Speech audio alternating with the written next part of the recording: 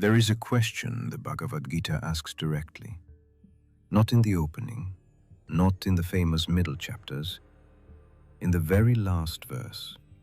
After everything has been said, after every teaching, every revelation, every cosmic disclosure, Krishna turns to Arjuna and asks, "Have you heard this with an attentive mind? Has your confusion been destroyed?" 2,500 years later, that question is still waiting. Because most people who have read the Bhagavad Gita have not heard it. Not really. They have read the words, they have studied the philosophy, they have quoted the famous lines about duty and the eternal soul, and they have remained, underneath all of that, exactly as confused as Arjuna was before the teaching began. Tonight we ask, why? Why did humanity forget the true nature of the gods the Gita reveals? Why has one of the most precise descriptions of the divine ever written survived, preserved, revered across millennia? And yet, the forgetting it was designed to end has only deepened. The answer is inside the text itself, in the parts most people skip, in the verses that don't appear on motivational posters. And once you see it, you will understand something about the human mind that no amount of reading had yet made clear. Something the Gita has been trying to say for 2,000 years. Something that cannot be unlearned. Chapter 1. The blindness at the beginning. Why Arjuna could not see. The Bhagavad Gita begins with a blindness. Not the blindness of Dhritarashtra, the blind king who sits at the edge of the battlefield asking his charioteer Sanjaya to describe what is happening. That blindness is obvious. It is named at the very beginning of the text. The blindness I mean is subtler, more total, more relevant to every human being who has ever lived inside an age of forgetting. It is the blindness of Arjuna, the greatest warrior alive, a man of extraordinary training, extraordinary lineage, extraordinary inner discipline. A man who has spent his entire life preparing for exactly this moment. Standing on the field of Kurukshetra, bow in hand, facing the armies that have wronged him and his brothers across decades of injustice and humiliation. And he cannot see. Not physically. Arjuna's eyes work perfectly. What fails is something else entirely. Something the Bhagavad Gita calls, and this is the word that matters, moha. Moha. Usually translated as delusion, sometimes as infatuation. But the Sanskrit root carries something more specific than either of those English words. Moha is the condition of a mind that has become so thoroughly identified with the surface of its experience, with the relationships, the roles, the attachments, the specific personal history of the being inhabiting the mind, that it has lost the capacity to see anything clearly. Not temporarily lost it, structurally lost it. The way a mirror loses its capacity to reflect when it is covered with dust. Not because the mirror is damaged, not because the capacity is gone, but because something has accumulated on its surface that the mirror itself has no mechanism for removing. This is where the Bhagavad Gita begins, not with a cosmic revelation, not with the divine appearing in splendor, with a man on his knees on a battlefield, unable to function, covered in the dust of everything he has loved and feared and believed himself to be. Now here is the question most people never ask about this opening scene. Why Arjuna? Of all the beings, the divine could have chosen as the vehicle for the most complete and most precise teaching about the nature of consciousness ever delivered in the Sanskrit language. Why a warrior? in the middle of a breakdown?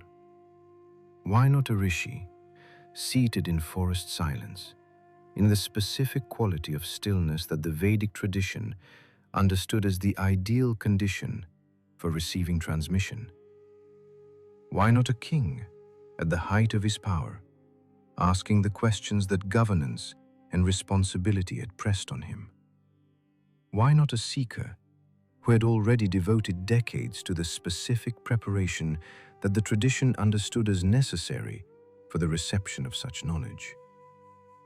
Why a man paralyzed by grief on a battlefield, shaking, his bow dropped, saying that he would rather die than do what he came here to do?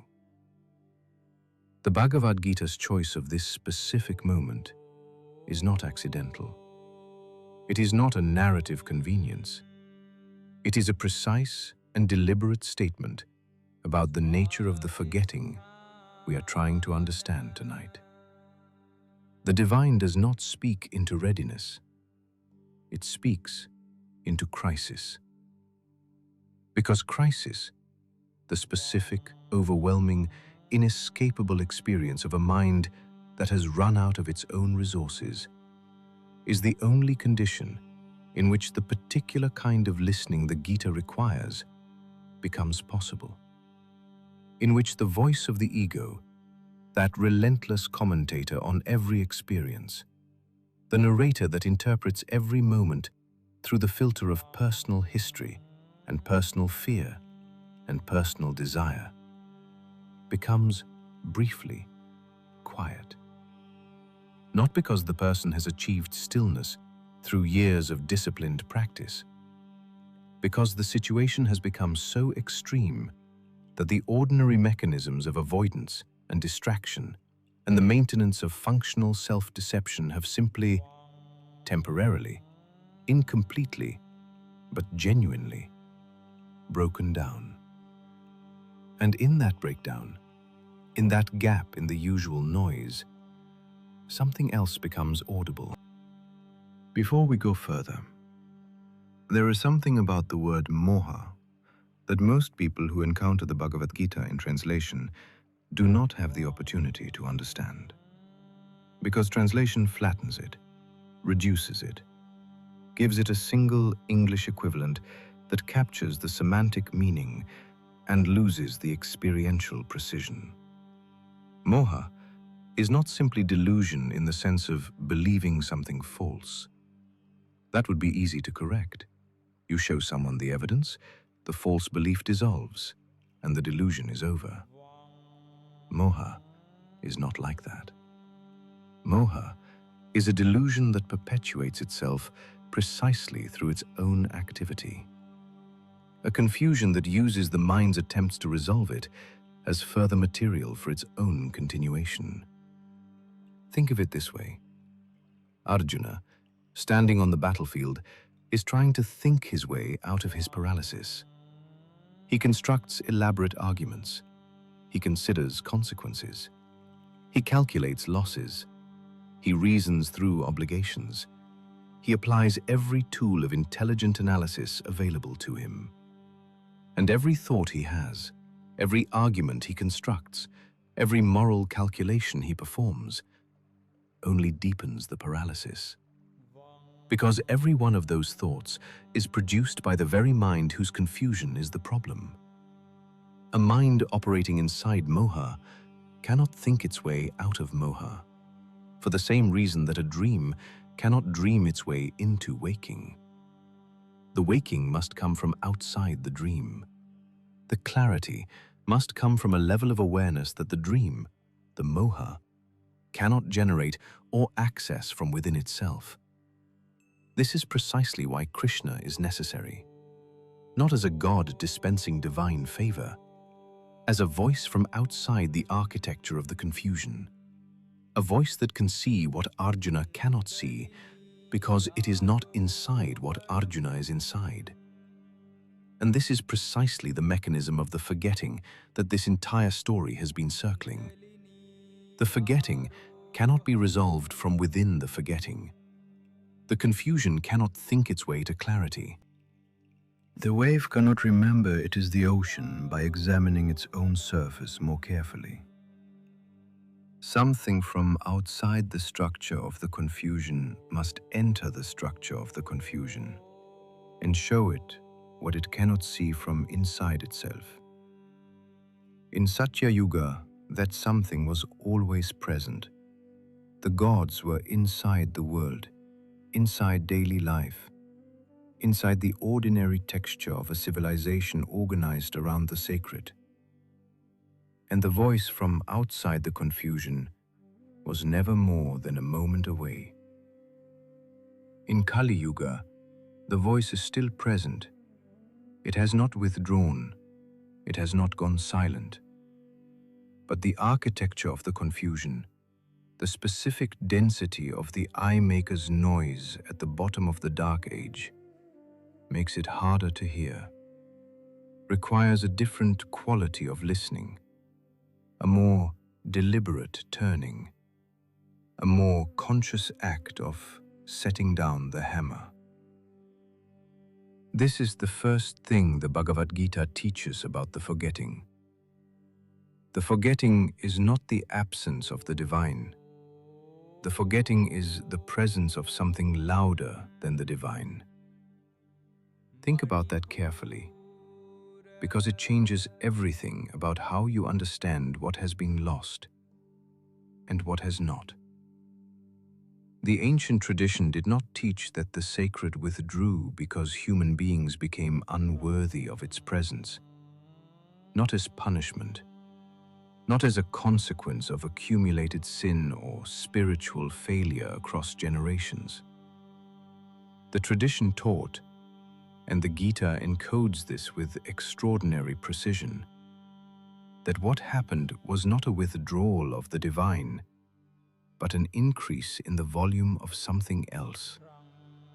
The thinking mind, the ego structure, the specific mechanism that the Sanskrit tradition calls ahamkara, literally, the eye-maker, the faculty that takes the raw material of experience and weaves it continuously and automatically and without rest into a narrative of a specific person to whom things are happening. The eye-maker is not evil. This point is essential. The Gita does not teach that the human ego is a mistake or a corruption or something to be destroyed. It teaches that the ego is a tool, an extraordinarily useful tool for navigating the physical world that has been confused with the totality of what a human being is. A hammer is a perfect instrument for driving nails. A hammer held continuously, for years, for decades, even when no nail is present, becomes a prison. Not because the hammer changed, because the hand forgot there was ever a time it wasn't holding one. The eye-maker, held continuously across the full span of a life, across the full span of an age, across the full span of a yuga cycle, becomes the only thing the mind can hear. And the divine, which has never stopped speaking, which is broadcasting continuously at the frequency of the deepest layer of every human being's own consciousness, becomes inaudible. Not absent, inaudible. This is the forgetting. The Bhagavad Gita names the mechanism with a precision that is easy to miss if you are reading for philosophy rather than reading for instruction. In chapter 2, verse 20, Krishna says something about Arjuna that most commentators treat as metaphysics, but that is actually a diagnosis. He says, "The self was never born and will never die. It was not brought into being and will not cease. Ancient, unslain, when the body is slain." Most people read this as a statement about the soul, about the continuity of consciousness across death, and it is that. But it is also something more immediate, more practical, more directly aimed at the specific condition of the human being sitting across from Krishna on that battlefield. Krishna is not primarily comforting Arjuna about death. He is pointing to the source of the delusion. The delusion is this: Arjuna believes that what he is identical to the accumulation of relationships and roles and memories that have shaped the particular individual named Arjuna. Father, son, brother, warrior, winner, loser. The specific story of a specific person in a specific situation, making a specific set of impossible choices. Krishna is saying, none of that is what you are. Not because it is false. The relationships are real. The grief is real. The stakes are real. But none of it touches what you actually are. And the confusion, moha, is precisely the confusion of the story for the storyteller. The confusion of the wave for the ocean. The confusion of the content of consciousness for consciousness itself. But here is where the Bhagavad Gita makes a move that most translations and most commentaries fail to convey. It does not say, therefore the story does not matter. It does not teach transcendence as escape from the world. It does not tell Arjuna to detach from his relationships and float above the battlefield in a spiritual serenity that renders the choices in front of him irrelevant. It tells him to fight, to engage fully, to act with complete commitment, to be entirely present in the specific situation he is in, with the specific relationships and responsibilities and stakes that situation carries, without mistaking any of it for what he ultimately is. The Sanskrit term for this capacity is nishkama karma, action without attachment to the results of action. And it is, in the context of the Gita's larger teaching about forgetting, a description of the specific quality of being that is possible when the self is not confused with the story the self is living. When you know, not as philosophy, but as living experience, that the awareness watching the story is not the story can be fully lived. Without the specific paralysis that Arjuna represents at the beginning of the text, without the specific quality of being trapped inside the very experience you are trying to navigate. This is what was lost. Not access to the divine as something external, access to the nature of the witness, to the awareness that was never born and will never die, the one that is always already present, the one that cannot forget itself, but that can become so layered over by the noise of the eye maker that it seems, from inside the noise, to have disappeared entirely. The Vedic tradition has a specific term for the condition we are describing. It is Avidia, usually translated as ignorance. But again, the Sanskrit is more precise than the English suggests. Avidya does not mean the absence of information. It does not mean stupidity or lack of intellectual development. It means the specific cognitive condition of a mind that has mistaken something partial for something total, that has taken the fragment, the individual, the story, the eye maker, and elevated it to the level of the whole, mistaking the impermanent for the permanent, the impure for the pure. the painful for the pleasurable. And the mind does this constantly, automatically, without any awareness that it is doing it. Because the confusion is so deep, it has become the default operating condition. And, most fundamentally, the non-self for the self. That last one is everything. The non-self for the self. The I-maker for the awareness. The story for the storyteller. The wave for the ocean. This single confusion, repeated, reinforced, deepened across every moment of every day of every life, lived inside an age of forgetting, is the mechanism by which humanity forgot the true gods.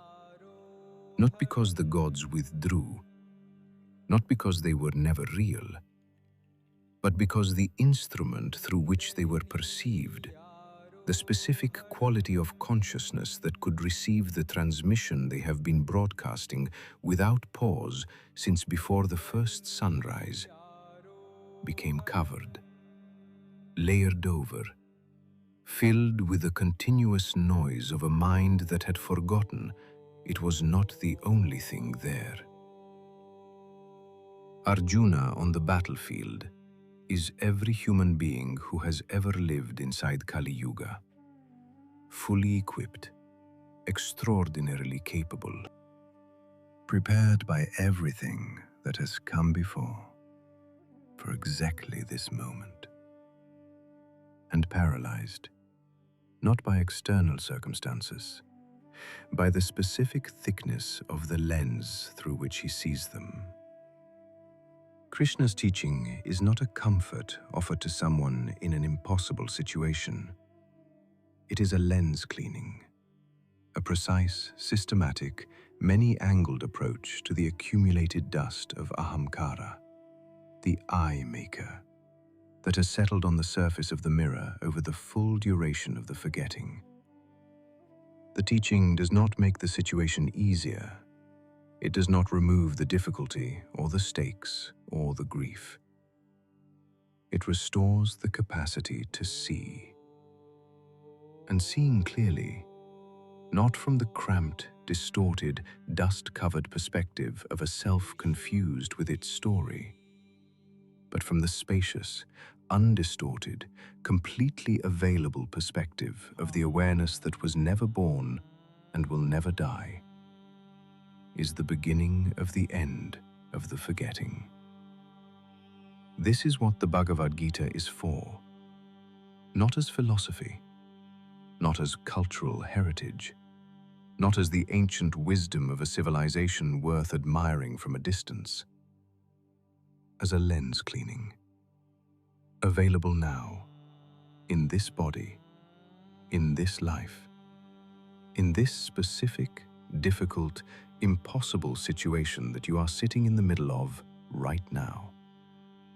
Wherever you are, whatever the battlefield looks like from where you stand, whatever form the paralysis takes, whatever name the moha is wearing today in your specific life and your specific story, and your specific accumulation of things you have held on to long enough that you have forgotten what your hand felt like before it was holding them. The teaching is still being offered. It has never stopped. Chapter 2. The Field and the Knower of the Field. The battlefield as a map of the mind. The battlefield of Kurukshetra is 18 miles wide. That is the physical fact. 18 miles of flat Haryana plain, where two armies faced each other across a distance of dust and silence in the days before the war began. But the Bhagavad Gita is not primarily interested in the physical battlefield. It is interested in something that happens on a much smaller scale, something that fits inside a single human skull. In the very first chapter of the Gita, the chapter most people rush through to get to the teaching, There is a detail that repays careful attention. When Arjuna asks Krishna to drive his chariot between the two armies so he can see who he is facing, Krishna drives him to the center, not to one side, not to a vantage point from which the field is safely observable, to the center. And there, surrounded on all sides by everything he stands to gain and everything he stands to lose, Arjuna looks out and sees his teachers, his grandfather, his cousins, his friends, the men who trained him, the men who wronged him, the men he loves, all of them holding weapons, all of them ready to fight, all of them, in the most devastating detail the text gives us, all of them looking back at him. This is the architecture of the human mind, not metaphorically, structurally. The Bhagavad Gita is using the physical space of the battlefield to map something precise about the interior condition of every human being who has ever stood at the threshold of genuine action. Genuine, irreversible, high-stakes action that will change everything, and found themselves unable to move.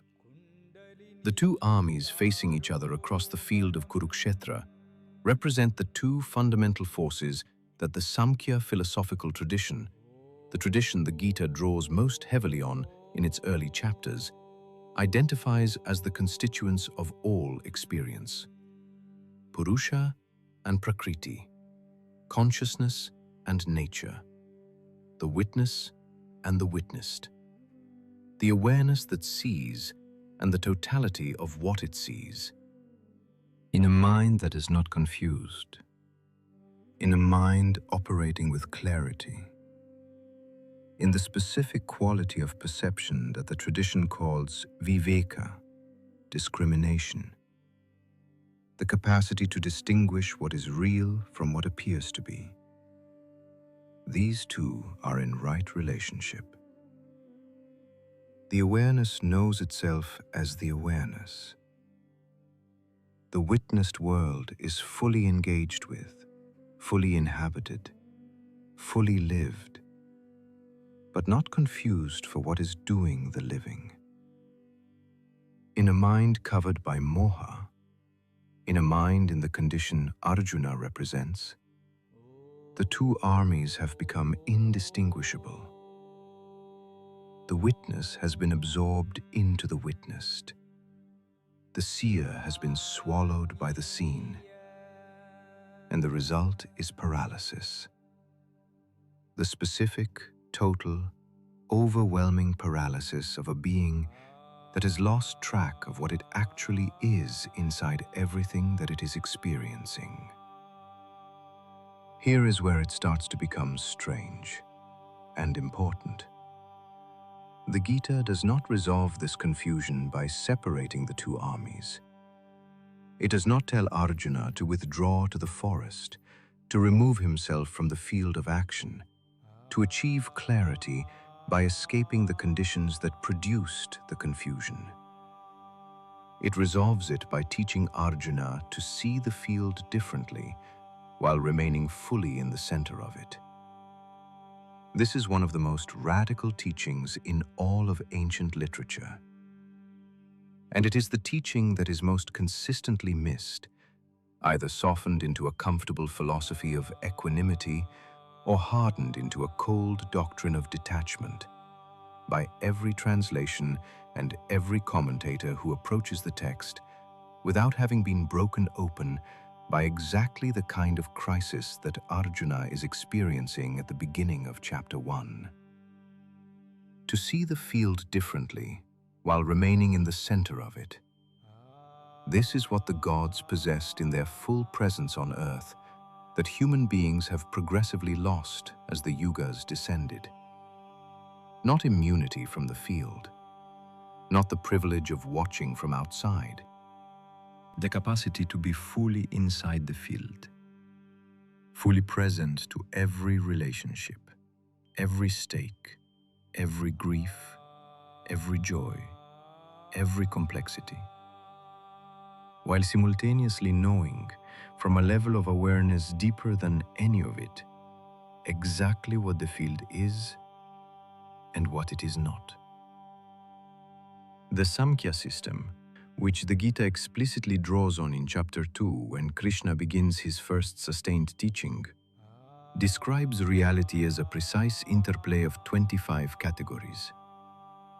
At the base of all of them is Purusha, pure consciousness, the witness, the one that sees without being seen, that knows without being known, that is present in every experience without being any particular experience.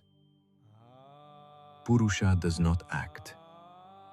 This is one of the most important and most consistently misunderstood details of the Samkhya analysis. Pure consciousness does not move, does not change, does not choose, does not desire. It simply sees. With a quality of seeing that is so complete, so total, so entirely without the distortion of personal preference or personal history, that what it sees is seen exactly as it is, without addition, without subtraction, without the specific tinting that happens whenever a subject brings its own accumulated agenda to the perception of an object. This quality of pure seeing is what the entire Vedic tradition points toward as the highest human capacity, the one that makes everything else possible, the one whose loss is the mechanism of the forgetting. And then Prakriti, nature, the field of everything that is not consciousness itself, but that consciousness perceives and engages with and is reflected in. The body, the mind, the senses, the intellect, the ego. The entire panorama of material and psychological experience, from the grossest physical substance to the most refined psychological state. All of it is Prakriti. All of it is the field. All of it is what is seen. Here is what the Samkhya system says that most expositions of it leave out. Prakriti is not inert. It is not passive material waiting to be organized by some external force. Prakriti is active, intelligent, purposive. It moves with a specific quality of directedness that we associate with awareness. But it is not aware. It has the appearance of consciousness without the substance. It behaves as if it knows what it is doing, and it does not. This is the precise mechanism the Gita is describing when it talks about the field and the knower of the field. A distinction Krishna makes explicitly in chapter 13 in terms that most readers do not fully absorb because the distinction is stated so simply that its radical implications are easy to miss. The field is everything that can be perceived, every object of experience, every thought, every sensation, every emotion, every memory, every desire, every version of the self that has ever appeared in the mirror of experience. The knower of the field is what perceives all of this, is present to all of it, is not itself any of it. The Gita does not teach that Prakriti, the field, the world, the experience, is the enemy of consciousness. It does not teach that the material world is a trap to be escaped or an illusion to be dismissed. It teaches something more precise and more demanding, that the relationship between Purusha and Prakriti has been inverted. In its right form, Purusha rests in its own nature, as the witness, the knower, while engaging fully with Prakriti, the way a skilled musician plays an instrument. The musician is not the instrument. The musician knows they are not the instrument. And yet the playing is complete, total, committed, absolutely present. Nothing held back, nothing withheld. No part of the music left unplayed out of the musician's concern for preserving the distance between themselves and the sound. The knowing of the difference between musician and instrument does not create detachment. It creates mastery. In its inverted form, which is the form every human mind inhabits by default inside Kali Yuga, Purusha has forgotten itself, has become so absorbed in Prakriti, so identified with the instrument, that it has forgotten there is a musician at all. The music is still playing, but there is now only the instrument, playing itself, without knowing that it is being played, without knowing that it was ever anything other than what it is right now.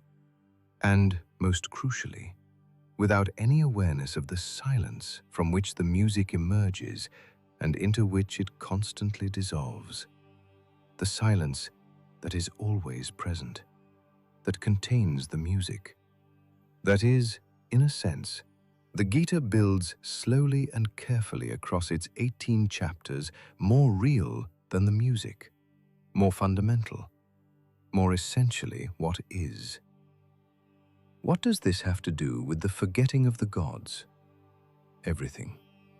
Because the gods, in the Vedic understanding that the Gita inherits and extends and makes available to a new kind of consciousness, are not beings separate from the natural world who must be contacted through specific ritual or specific practice or specific preparation.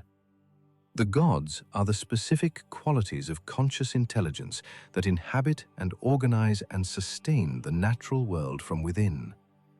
Indra is not a personality who lives somewhere above the clouds.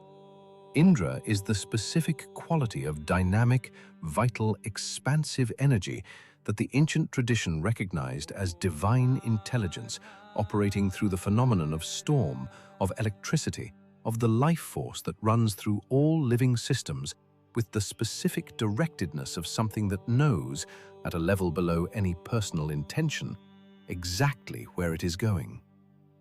Agni is not a personality who lives inside fire. Agni is the specific quality of transformative intelligence, the principle of conversion, of the changing of one state into another, that the tradition recognized as divine intelligence operating through every combustion, every digestion, every metabolic process, every moment in which what was becomes what is, through the action of a force that the ordinary mind calls heat and the seeing mind calls the divine. Varuna is not a personality who rules the waters from an underwater palace. Varuna is the principle of cosmic binding, of the laws that hold the structure of the universe in its right relationship with itself. The laws that keep planets in their orbits and rivers in their channels, and the moral fabric of a civilization from dissolving into mere convenience. Varuna is what happens when Purusha recognizes itself fully enough to organize the field it inhabits into a structure that reflects that recognition. Each of the Vedic gods is a specific quality of consciousness, recognizing itself in a specific domain of experience. To perceive the gods is not to see supernatural beings floating above the natural world. It is to see the natural world as it actually is, as saturated with conscious intelligence, as organized by principles that have the specific quality of awareness that the tradition calls divine, from the inside, with a specific quality of perception that is only available to a consciousness that knows itself as consciousness.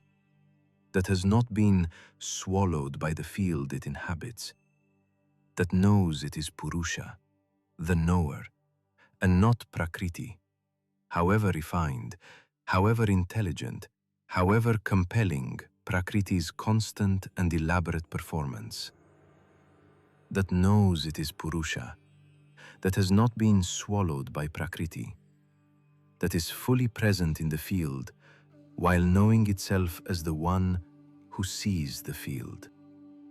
When that quality of perception is available, as it was naturally and effortlessly in Satya Yuga, and as it becomes progressively less available as the yugas descend, the gods are visible everywhere, in every leaf, in every flame, in every storm, not as hallucination, as reality clearly perceived.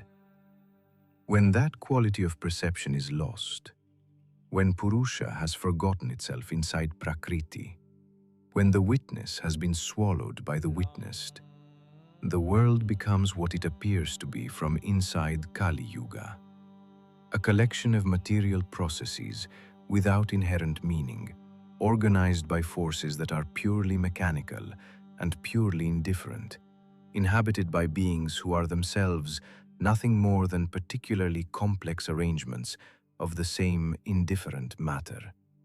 This is what the loss of the gods actually is. Not their departure, not their withdrawal to a distant heaven, the loss of the perceptual faculty through which they were perceived. The gods are still there. Indra is still in the storm. Agni is still in every fire. Varuna is still in the ocean. The conscious intelligence that organized and sustained the natural world in every previous age is still organizing and sustaining it now. The perceiver has changed, not the perceived. And this is why the Bhagavad Gita was given on a battlefield, rather than in a forest or a temple, or the controlled environment of a teacher-student relationship in the tradition's classical form.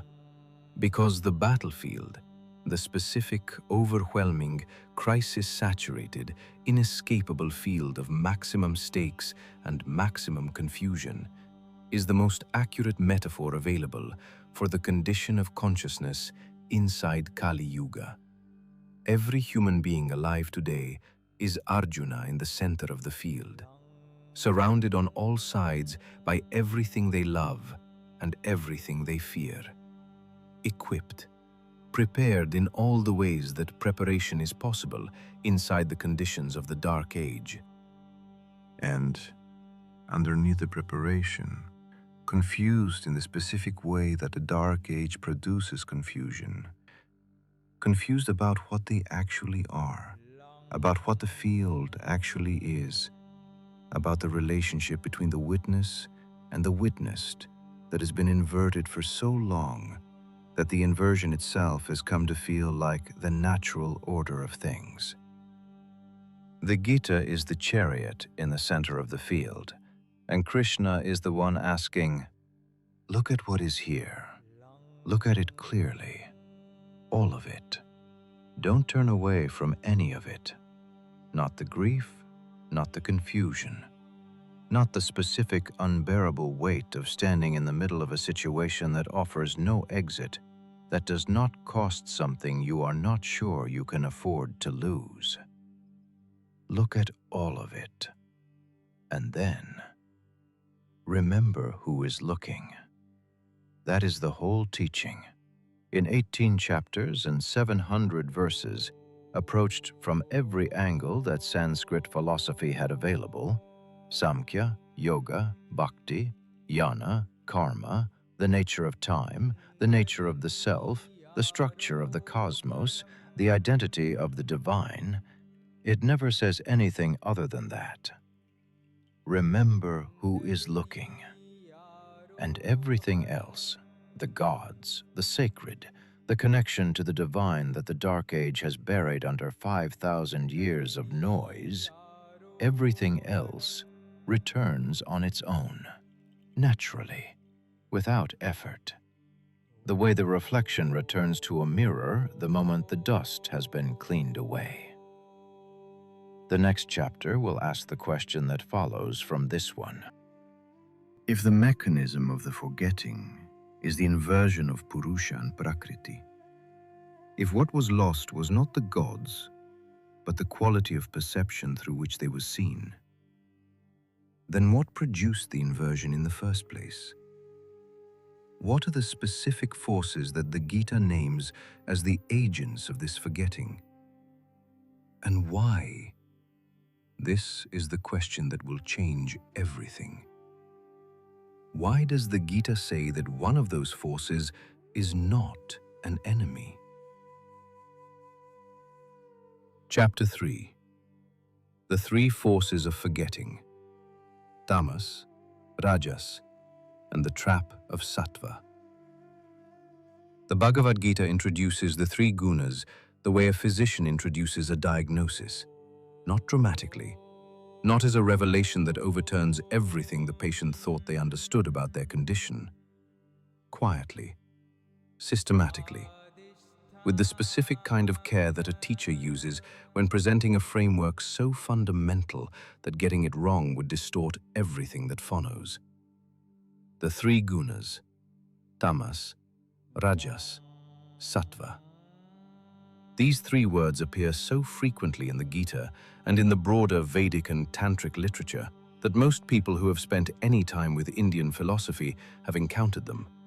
And most people who have encountered them have absorbed a simplified version, a rough sketch that gets the basic idea across while losing most of what makes the idea genuinely useful. The rough sketch goes like this. Tamas is darkness and inertia. Rajas is activity and passion. Sattva is purity and clarity. Good, better, best. Aim for sattva. Reduce tamas and rajas. Spiritual progress is the movement from the first two toward the third. This is not wrong exactly, but it is incomplete in ways that become significant once you understand what the gunas actually are. Not qualities to be acquired or qualities to be overcome, but the fundamental constituents of Prakriti itself. The three modes through which all of nature operates. The three textures of the field that Purusha inhabits. And this is the part most people miss: the mechanism through which the field produces and maintains the forgetting. Let us begin with tamas. Tamas is described in the Gita as the quality of heaviness, of covering, of sleep. Not sleep as a neutral biological process, but sleep as a metaphor for the specific condition of a consciousness that has been so thoroughly covered by the weight of accumulated experience, accumulated habit, accumulated reactivity, accumulated identification with everything that has ever happened to it, that it can no longer perceive the open space of its own nature. Tamas is the dust on the mirror, the accumulated sediment of a river that has been carrying the same particles for so long that the movement itself has slowed to near stillness.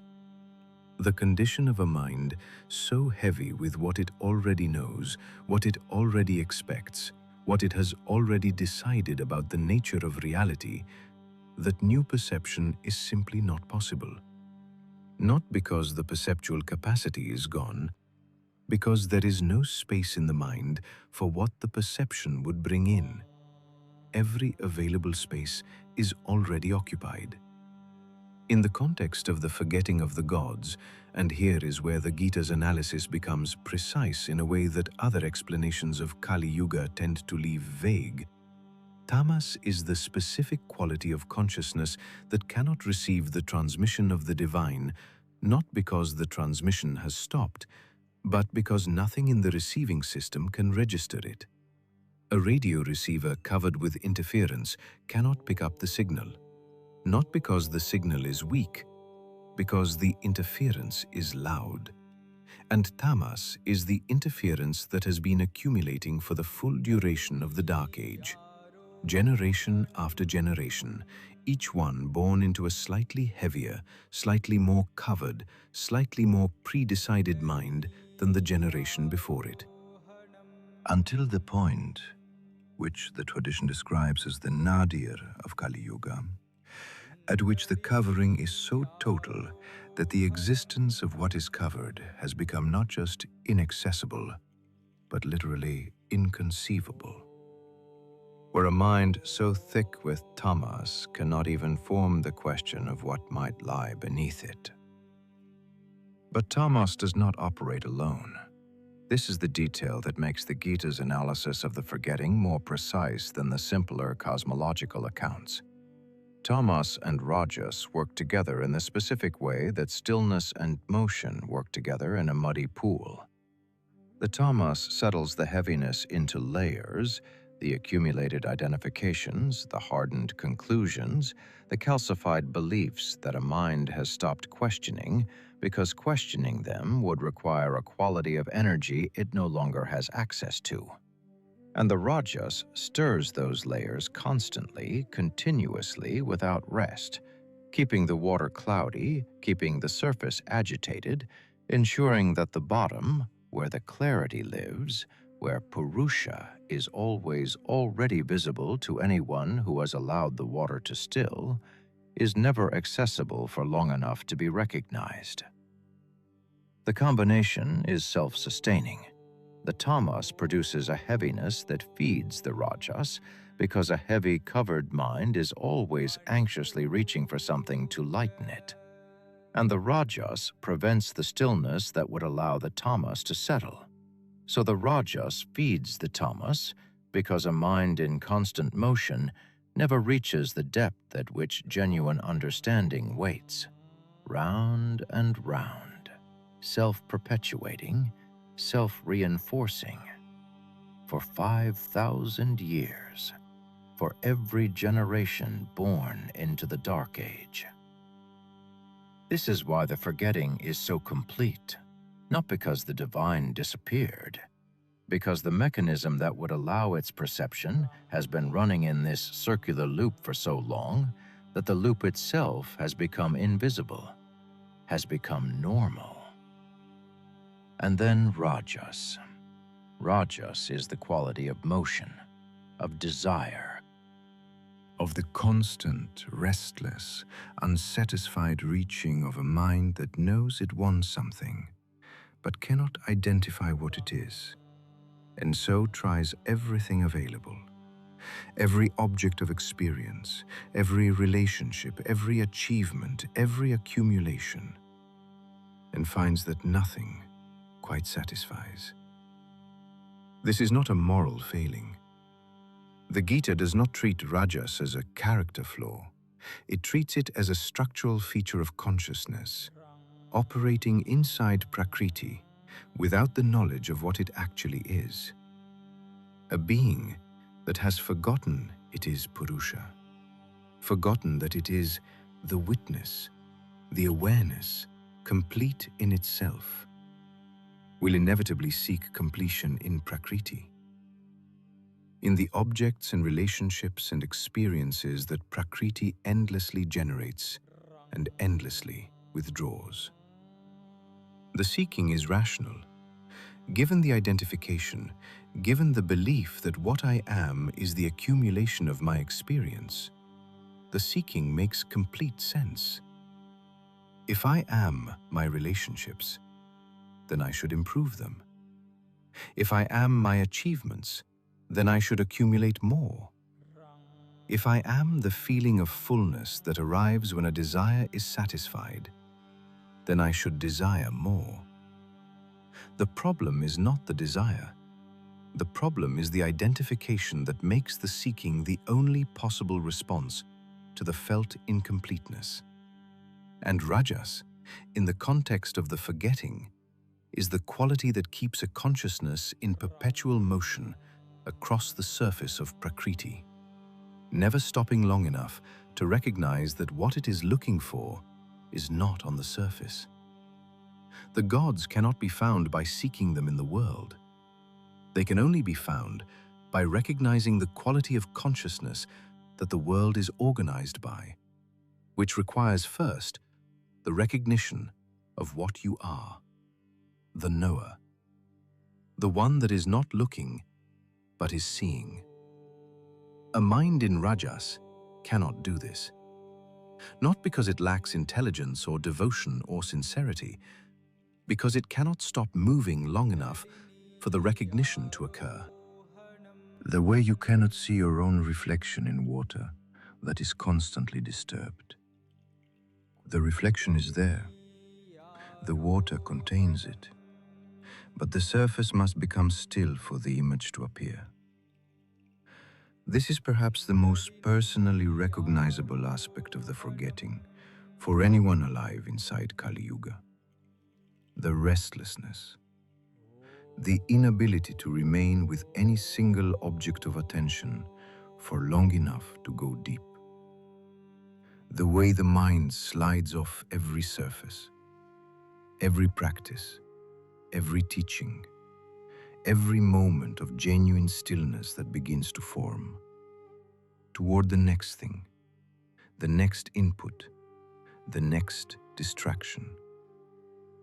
Not from weakness, from the specific quality of rajas that has been the dominant characteristic of the collective human mind for so long that it is indistinguishable to most people from what a mind is, what a mind does, by nature, by default, by definition. The ancient tradition disagrees. A mind in its natural state, a mind not dominated by rajas, not made heavy by tamas, not even bound by the comfortable clarity of sattva, is still. Not the stillness of inertia, the stillness of depth, the stillness of something so completely at home in itself that the restless seeking stops not because it was suppressed, but because what it was looking for has been found. Without moving, at the source, in Purusha itself, in the awareness that was never not there. And then sattva. Sattva is the quality the Gita consistently points toward as the condition most favorable for the recovery of Purusha's knowledge of itself. Light, clarity, the specific quality of a mind that has become transparent to its own nature. But here is the detail most expositions of the gunas do not fully convey. Sattva is still a guna, still a quality of prakriti, still part of the field.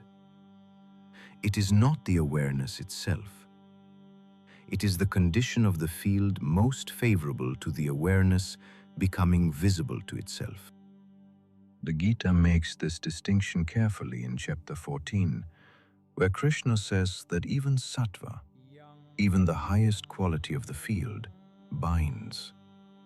It binds more gently than tamas and rajas. It binds with the pleasure of its own clarity, with the happiness of a mind functioning at its best, with the specific and seductive comfort of feeling spiritually advanced. But it binds, which means that even sattva, pursued as an end in itself, does not end the forgetting. It refines it, produces a more sophisticated, more pleasant, more apparently spiritual version of the same fundamental confusion, the confusion of prakriti, however refined, for Purusha. This is the move the Gita makes that most people miss. The goal is not to achieve sattva.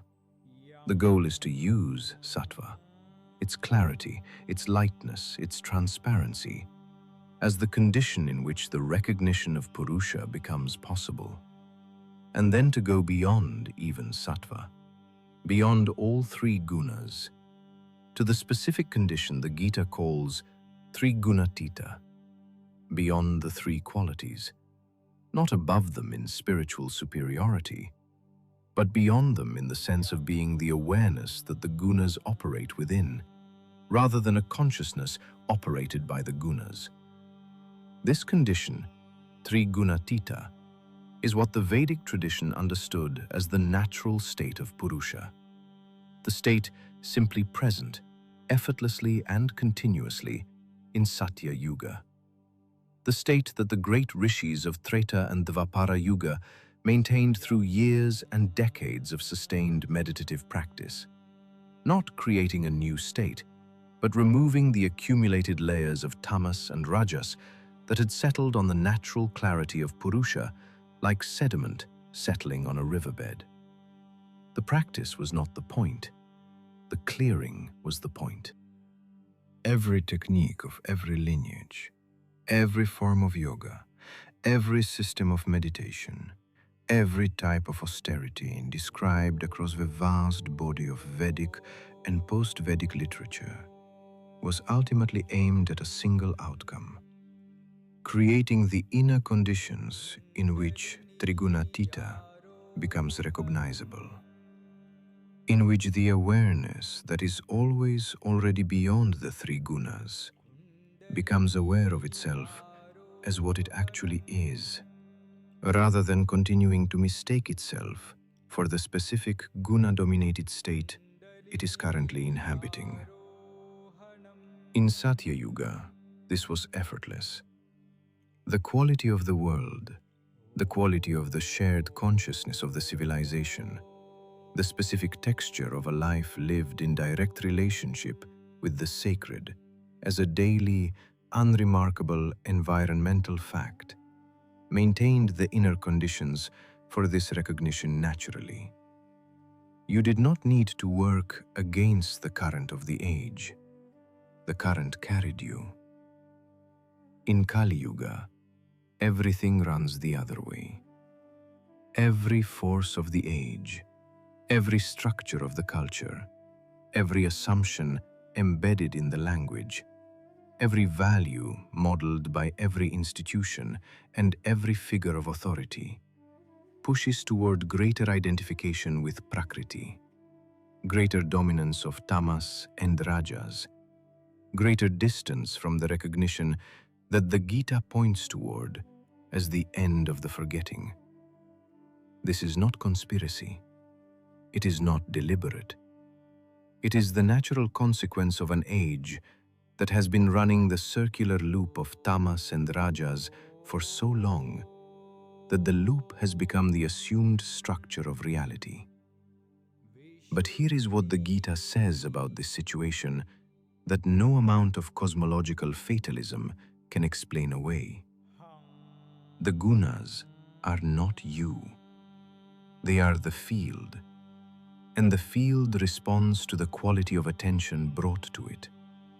Not instantly, not magically, not without effort, but genuinely, with a reliability that every practitioner who has ever worked seriously with the tradition has verified in the only laboratory that matters, their own direct experience. Bring sattvic attention to a tamasic situation, and the situation does not immediately become sattvic. But the person bringing the attention changes, slightly, almost imperceptibly, in the direction of clarity. Sustain that direction long enough, against the current, against the weight of the age, against every pull of tamas and rajas, and the movement accumulates.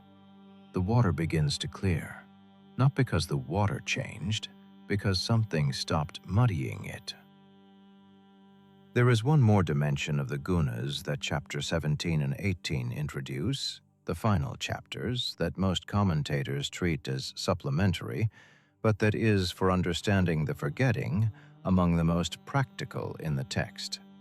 Krishna describes how the three gunas express themselves not just in the quality of a person's mind, but in everything a person does, in what they eat, in how they sleep, in the quality of their practice, in how they relate to teachers and to knowledge. In doing this, extending the analysis from interior experience to daily action, The Gita makes a claim that goes beyond philosophy into the practical. The forgetting is not only an inner event, it is a way of living, a way of relating to knowledge that accumulates information rather than transforming the quality of the knower, a way of performing religious practice that satisfies the need to feel religious without actually moving the needle on the fundamental confusion that the religion was designed to address. All of these, the tamasic ways of eating, knowing, acting, worshiping, compound the forgetting at the practical level, daily, habitually, and all of them can be moved in the direction of sattva through specific, practical, daily choices that do not require cosmic conditions to change, that do not require an extraordinary teacher or an extraordinary lifetime or an extraordinary set of circumstances that Kali Yuga cannot provide, through the quality of attention brought to what is already happening. Through the act of asking about any action you are performing, is this moving toward clarity or toward covering? Is this lightening the water or muddying it? Is this bringing me closer to the recognition or deeper into the loop? And so the Gita returns, as it always returns, to the question underneath all questions. If the knower was always present, watching, unaffected, never covered by the gunas that operate in the field it inhabits, then what exactly is the illusion that made it seem otherwise? What is Maya? And why is it the most misunderstood concept in the entire Vedic tradition? That is exactly where we go next. Chapter 4. The veil that is not a veil. What Maya actually means. Maya is the most misunderstood word in all of Vedic philosophy. Not because it is obscure, not because the tradition has been careless in its explanations of it, but because it has been reduced over centuries of translation and popularization and the specific flattening that happens when a precise technical term gets passed through too many hands across too many languages to something it is not. Maya has been translated as illusion, as unreality, as the veil, as the dream from which we must wake, as the great deception that the divine plays on itself through the mechanism of individual consciousness. Every spiritual retreat in the modern world has used this word. Every yoga studio has painted it on its walls. Every popular exposition of Indian philosophy has explained it to curious Western audiences as the reason the world is not what it seems. And while none of these translations are entirely wrong, all of them miss the specific precision of what the Bhagavad Gita and the broader Vedic tradition it draws from actually means by the word. Because Maya is not primarily about unreality. It is not primarily about the world being false, or the senses being deceptive, or the ordinary human experience being a kind of dream from which a sufficiently advanced spiritual practice will eventually wake you. It is about a specific kind of reality that masquerades as another. The Sanskrit root of Maya is ma, to measure, to create form, to give specific shape to what is formless. Maya is, at its most fundamental level, the creative power of the divine, the specific capacity of consciousness to generate the appearance of limitation, of multiplicity, of the world of distinct and separate things from what is, in its deepest nature, unlimited, undivided, and one. This is the first thing most translations of Maya miss, and it matters enormously. Maya is not the divine's mistake. It is not cosmic error. It is not evidence that the universe is a failed experiment, or that the material world is a prison from which liberation means escape. Maya is the divine's power. the specific capacity to appear as other than what it is, to take the infinite and make it appear finite, to take the one and make it appear as many, to take Purusha, the unbounded, undivided, perfectly still awareness, and make it appear as an individual human being with a specific body, a specific history, a specific set of relationships and fears and desires, and the specific quality of forgetting that we have been exploring across this entire series. Maya is not the enemy of the divine. It is the divine in expression. It is consciousness choosing, from its own infinite freedom, not from any compulsion or deficiency, to appear as what it is not, to play, to explore the infinite variety of forms that infinite creativity can generate from the single substance of pure awareness. The Vedic tradition has a word for this play, Leela, divine play.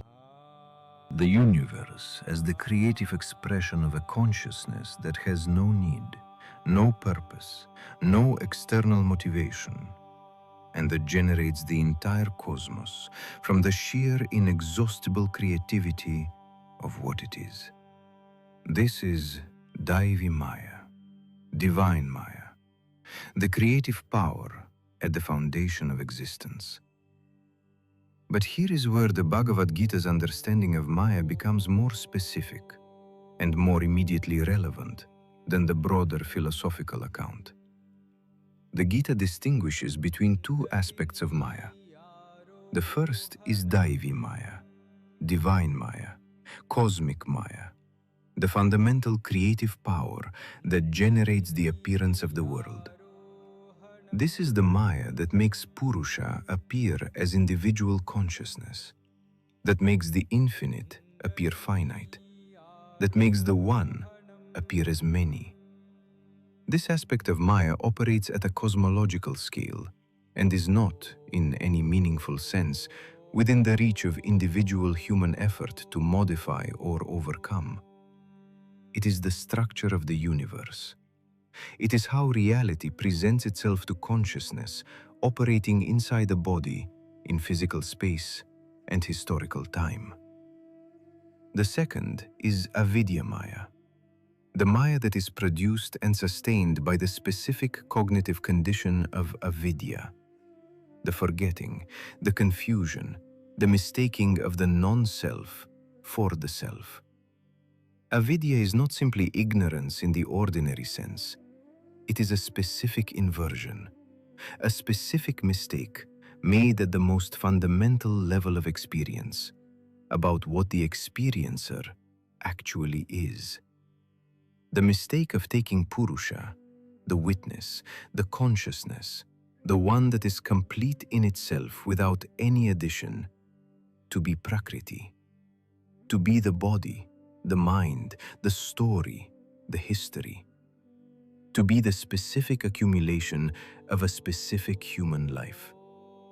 And from that one mistake, made at the foundation, below the level of ordinary thought, operating as the assumed structure of experience rather than as a belief that could be questioned, everything else follows.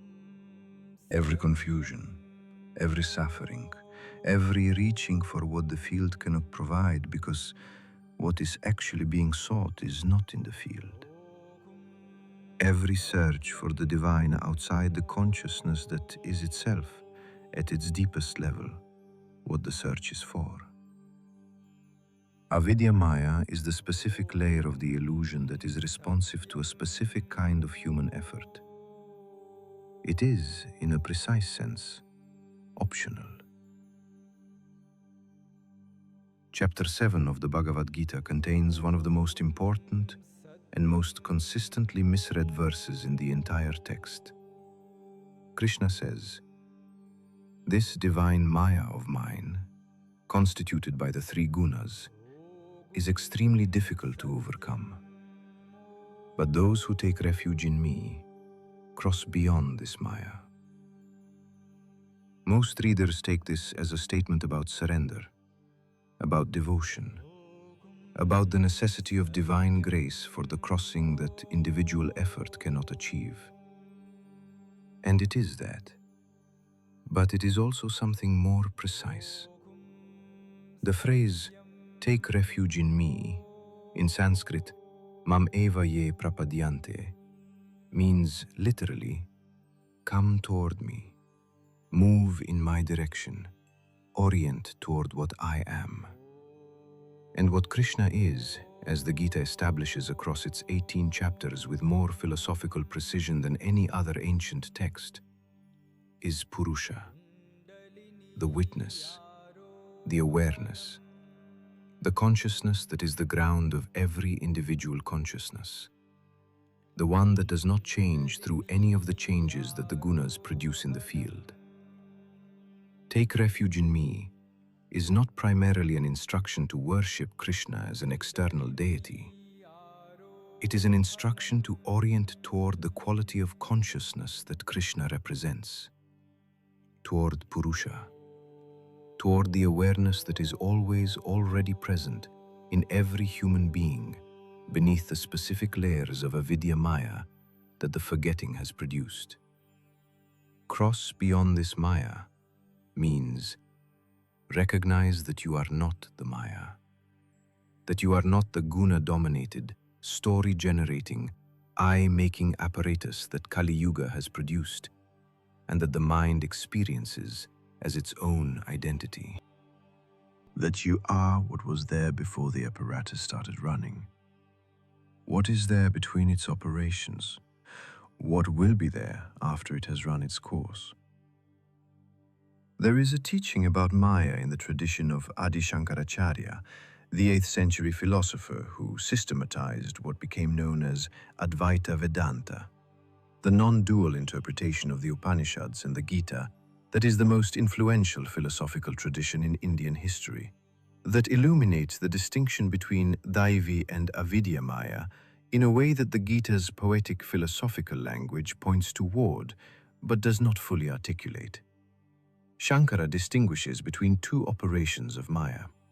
The first he calls Avarana Shakti, the power of covering, the specific capacity of Maya to cover the nature of Purusha with the appearance of Prakriti, to take what is unlimited and make it appear limited, to take what is one and make it appear as many, to take what is the witnessing consciousness and make it appear to be the object witnessed. The Avarana Shakti of Maya is what produces the basic condition of embodied existence, the sense of being a specific individual in a specific body, in a specific time and place, with a specific history and a specific set of relationships. This is not a mistake to be corrected. It is the structure of the game being played. It is Daivi Maya in its most direct expression. The second operation is Vikshepa Shakti, the projecting power. The capacity of Maya to project onto the covered reality a superimposed reality that then appears to be the only reality. Not just covering Purusha with the appearance of an individual, but projecting onto that individual the specific beliefs, the specific values, the specific assumptions about the nature of the world that constitute Avidya Maya in its full, operative, practically binding form. The projection of the belief that happiness is in the object, that completion is in the relationship, that freedom is in the achievement. That the sacred, if it exists at all, is somewhere other than here. Avarana produces the appearance of limitation. Vikshepa produces the specific contents of the limited reality that the limited being then inhabits as its world. And Vikshepa, the projecting power, the specific layer of Maya that generates the specific forgetting of the specific age, is precisely the layer that the Gita's teaching addresses. By withdrawing the energy that sustains the projection, by ceasing to feed the eye maker with the attention that keeps its reality more vivid, more solid, more convincing than the awareness that is generating it. By the simple, difficult, endlessly subtle, endlessly available act of turning the attention toward the one that is attending, toward the knower, toward what has been watching the entire time. And here is where this understanding opens into something that most people who have studied the Gita have never fully encountered. Because the Gita does not only describe what Maya is, it describes with precision what sustains it, what keeps the projection running, what maintains the specific loop of tamas and rajas that we examined in the previous chapter. The loop that has been running in the collective human mind for 5,000 years, and that has progressively buried the recognition of Purusha under layers so thick that for most people living inside Kali Yuga, the existence of Purusha is not even a live question. What sustains Avidya Maya is attention. Specifically, the specific quality of attention that the eye maker receives. The continuous, automatic, largely unconscious feeding of the projection with the energy of the consciousness that is projecting it. The eye maker needs to be attended to in order to maintain its apparent solidity. It needs the continuous stream of identification. This is my story. These are my relationships. This is my history. This is what I am. In order to maintain the specific density that makes it feel like the primary reality, rather than a superimposition on a deeper reality. When that feeding stops, when the attention is genuinely, even briefly withdrawn from the eye maker and turned towards the awareness that is generating the eye maker, the projection loses density, not permanently, not in a single moment, but measurably. In the specific way that any system loses energy when its source of energy is redirected. The Gita calls this pratyahara, the withdrawal of the senses, not the suppression of the senses, not the denial of the senses. The specific act of turning the instrument of attention from the objects it is habitually drawn to toward the awareness that is doing the drawing. This is the mechanism. This is the practical technology. This is what makes the Gita's teaching about Maya not a philosophical abstraction, but a set of instructions. Not instructions for a different kind of life, not instructions that require extraordinary conditions or extraordinary preparation, or the support of a world that has organized itself around the sacred. Instructions for a different quality of attention within the life you are already living, in the situations you are already in, with the mind you already have, right now. But the Gita does not leave the question of Maya at the philosophical level. Chapter 16 introduces what is perhaps its most direct and most practically disturbing account of how Avidya Maya operates in the minds of specific human beings. The demonic qualities, the ones that characterize a mind in the grip of maximum Avidya Maya, are not described as evil. They are described as confused about the nature of reality, as having adopted a specific set of beliefs about the world that seem, from inside the confusion, to be simple common sense. The world has no truth. The Gita quotes this mind as saying, there is no divine basis. Human beings are produced by desire alone. This is not a description of a wicked person. It is a description of a person whose tamas and rajas have been running the loop for long enough that the existence of Purusha has become literally inconceivable. Who has built an entire understanding of reality on the foundation of the specific forgetting that Avidya Maya produces, and who is suffering because the fundamental inversion between Purusha and Prakriti produces suffering, the way a misaligned spine produces pain. not dramatically, not all at once, but as the persistent background texture of a life that does not quite fit what it actually is. Here is where Maya connects to the central question of this series. Why did humanity forget the true gods of India?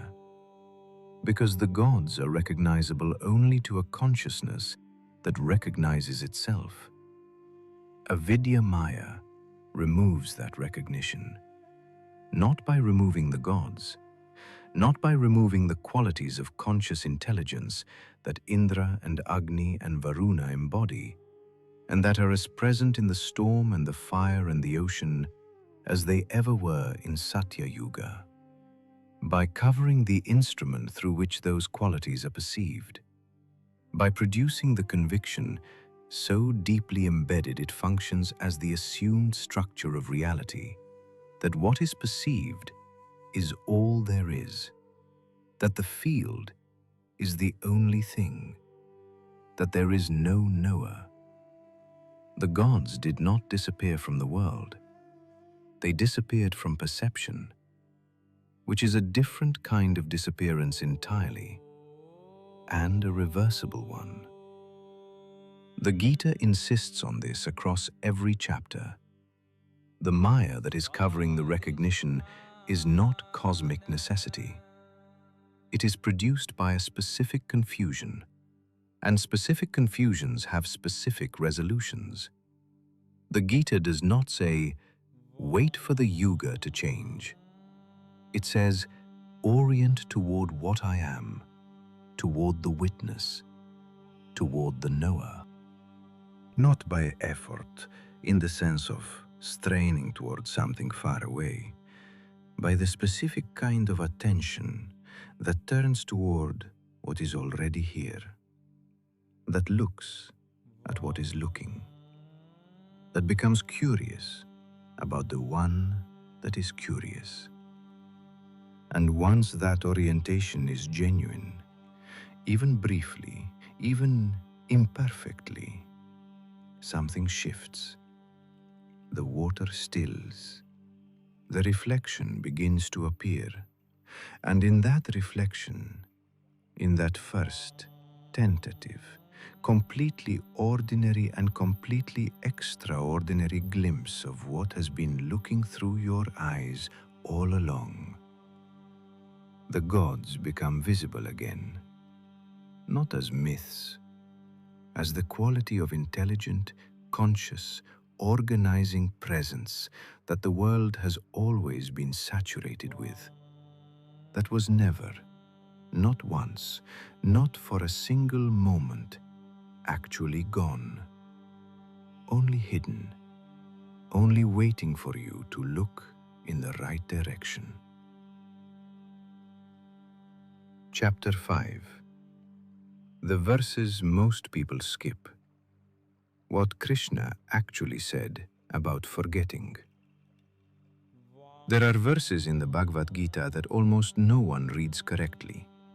Not because they are obscure, not because the Sanskrit is unusually difficult, or the philosophical content is beyond what a careful reader can follow, but because they appear at first glance to be saying something so simple that the mind slides over them without pausing, classifies them as either obvious or poetic, and moves on to the more dramatic passages, the cosmic form, the battlefield instructions, the famous statements about duty and the eternal soul that appear on walls and in speeches, and in the arguments of people who have never read the text but know its reputation.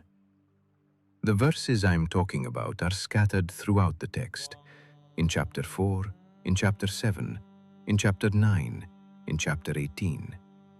They are not hidden. They are not encoded in ways that require special initiation to decode.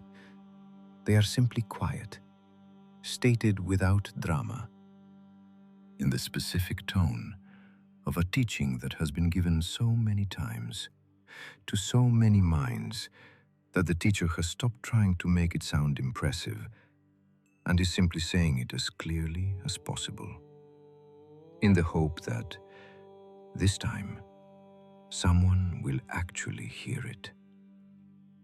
Chapter 4 of the Bhagavad Gita is, structurally, where the teaching turns.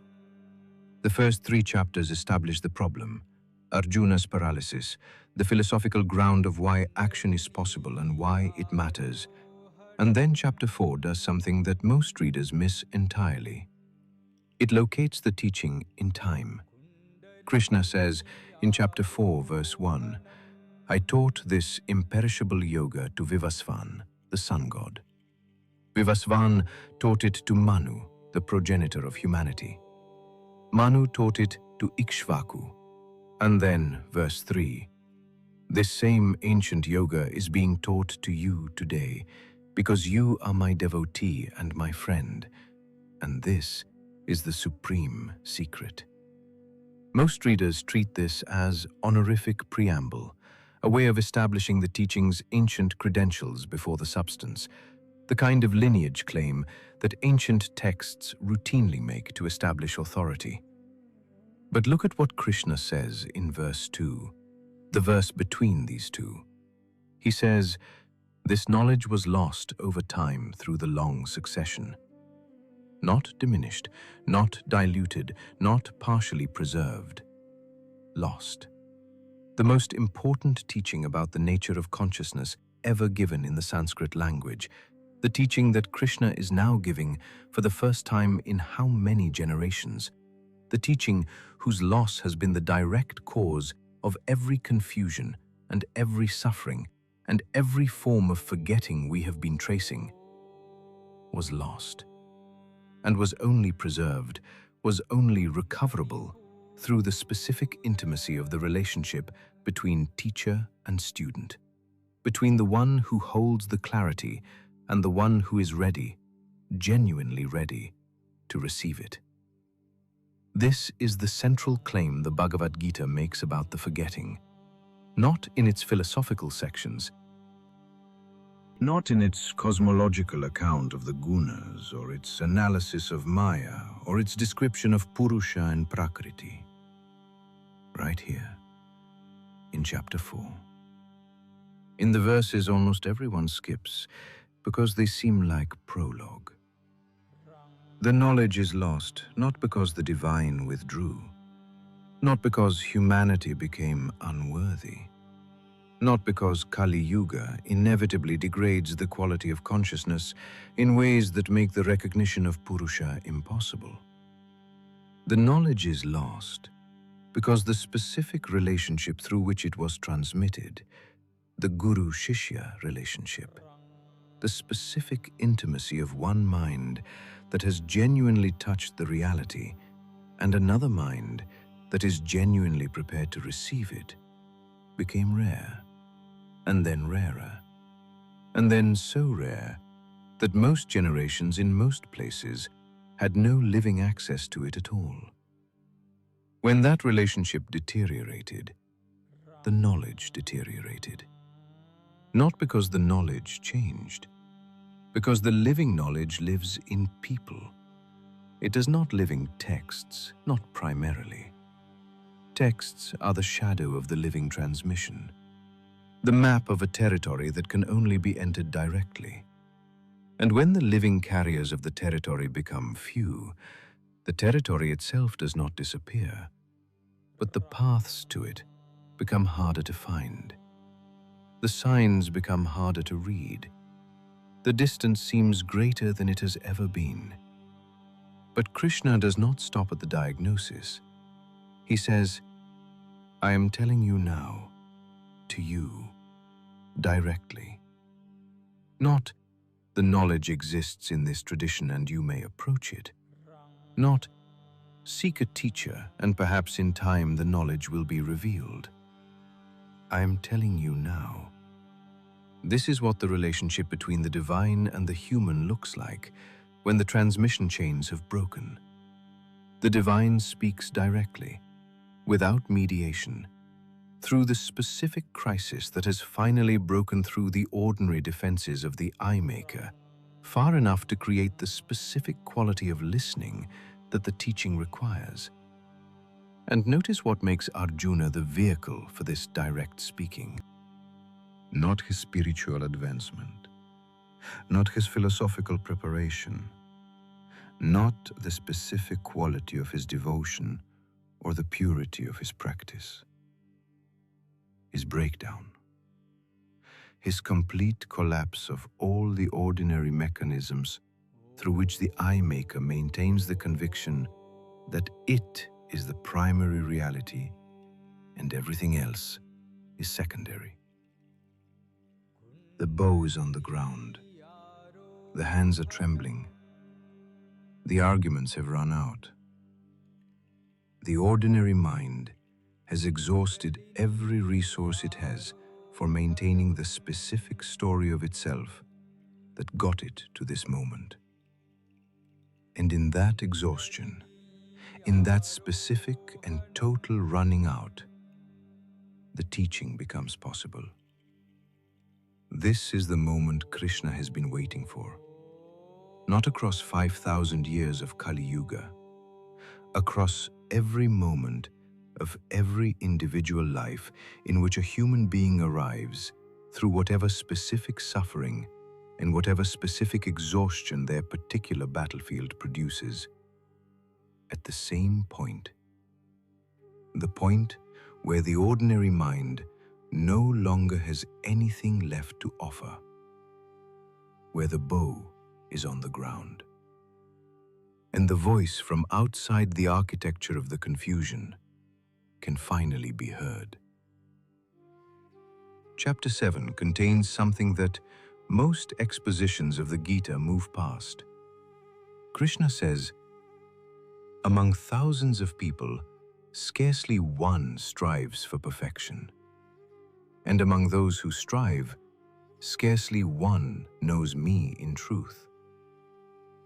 Most readers hear this as a statement of discouragement, of the rarity of genuine spiritual attainment, of how difficult the path is and how few complete it. But the Gita is not a text of discouragement. Read the verse again from a different angle.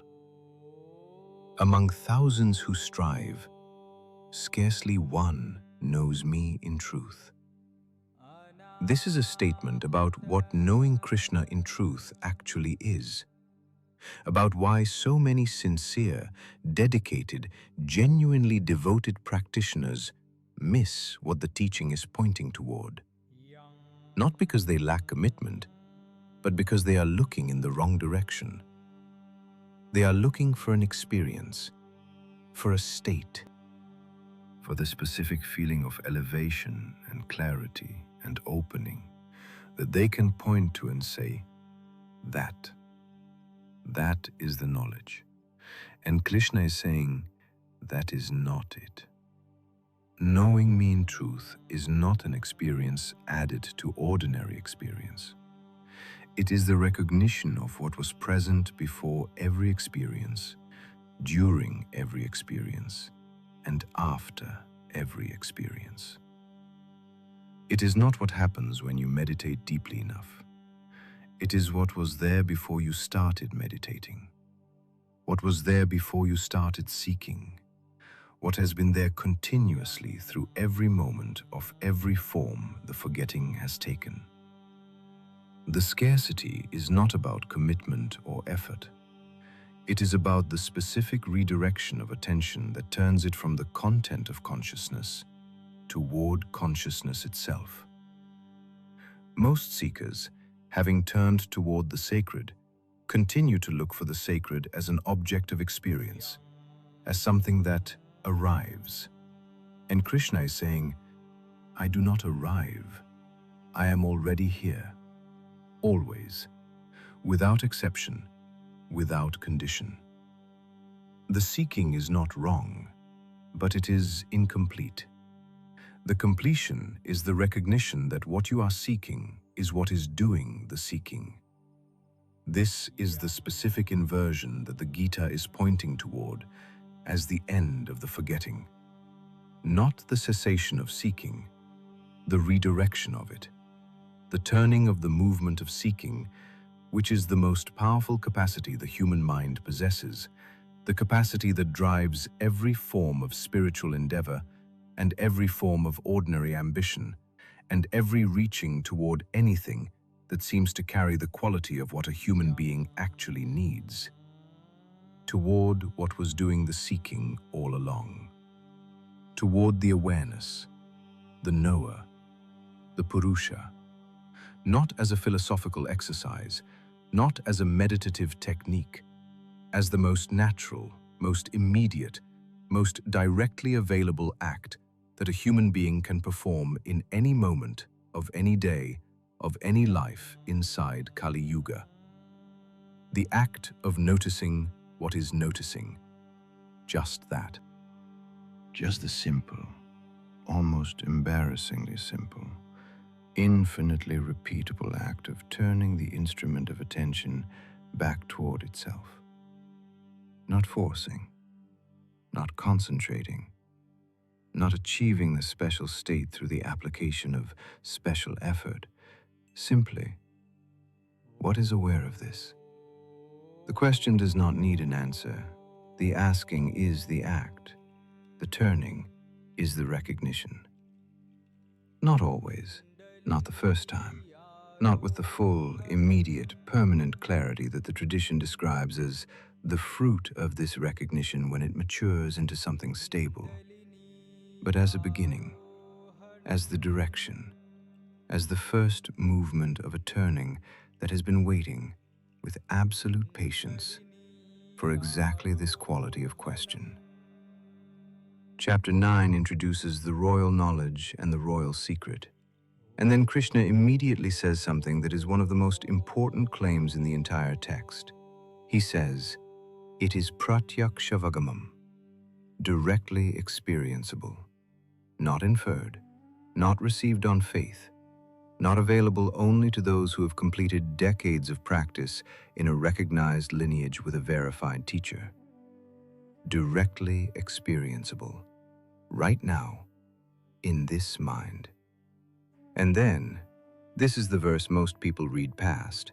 He says, it is susukam, supremely easy to practice.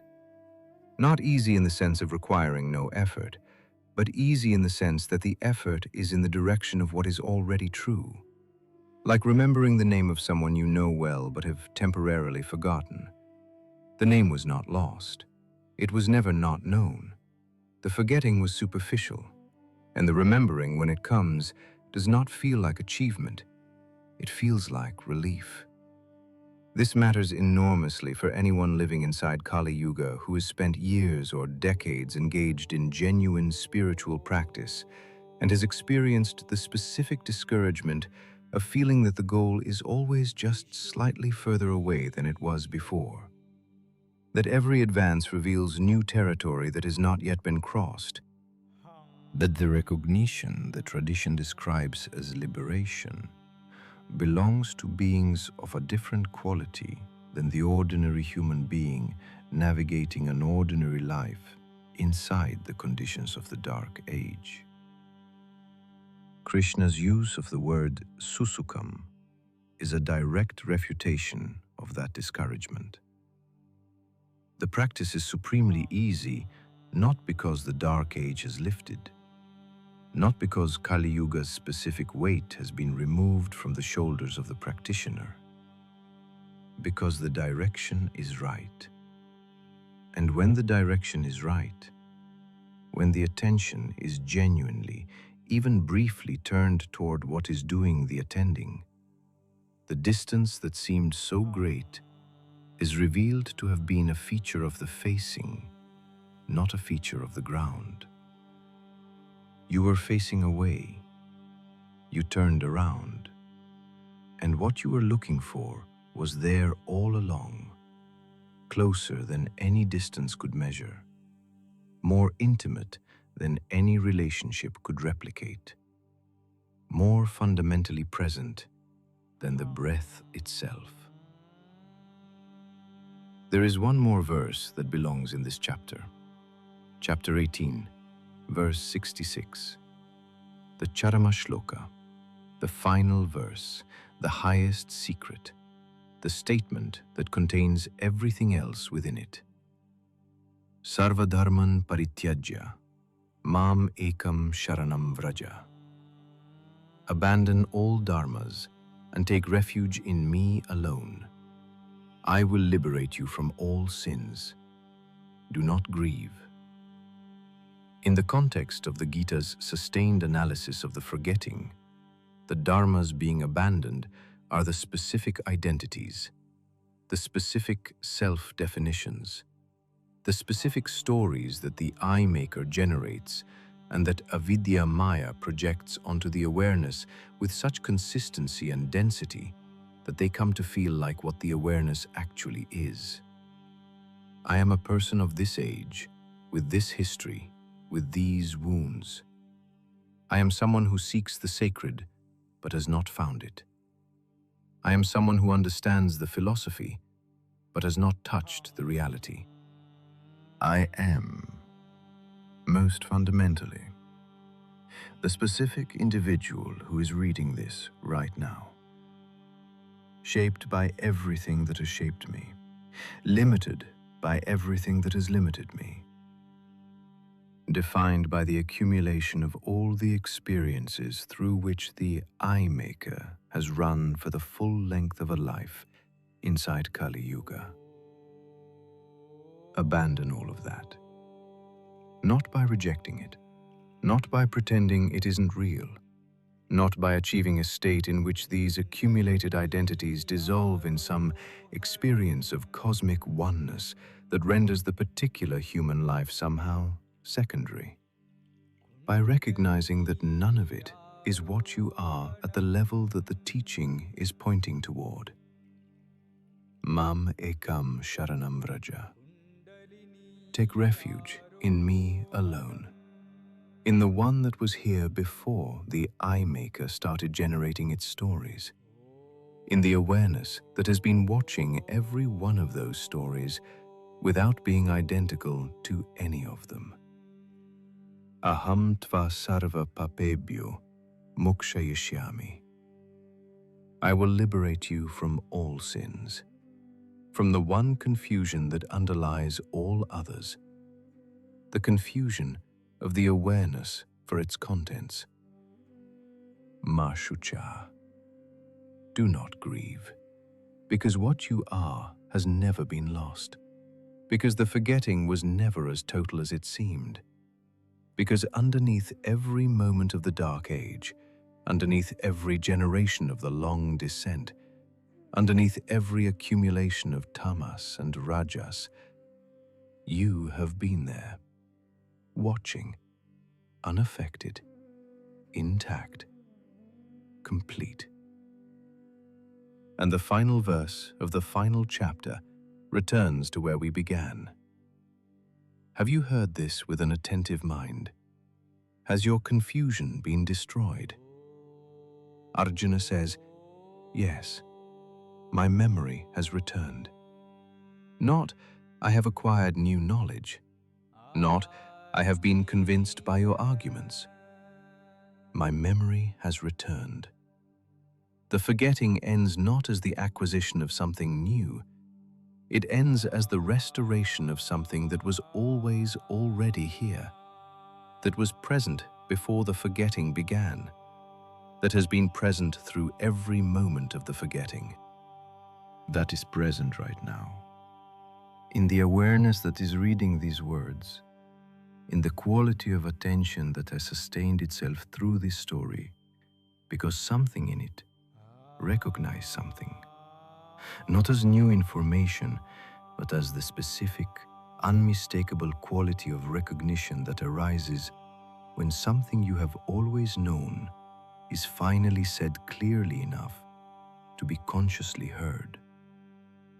The question is still alive, and you, if you have been genuinely listening, if something in the reading of this has produced even a single moment of the specific quality of attention that looks at what is looking, are already closer to the answer than you were when we began.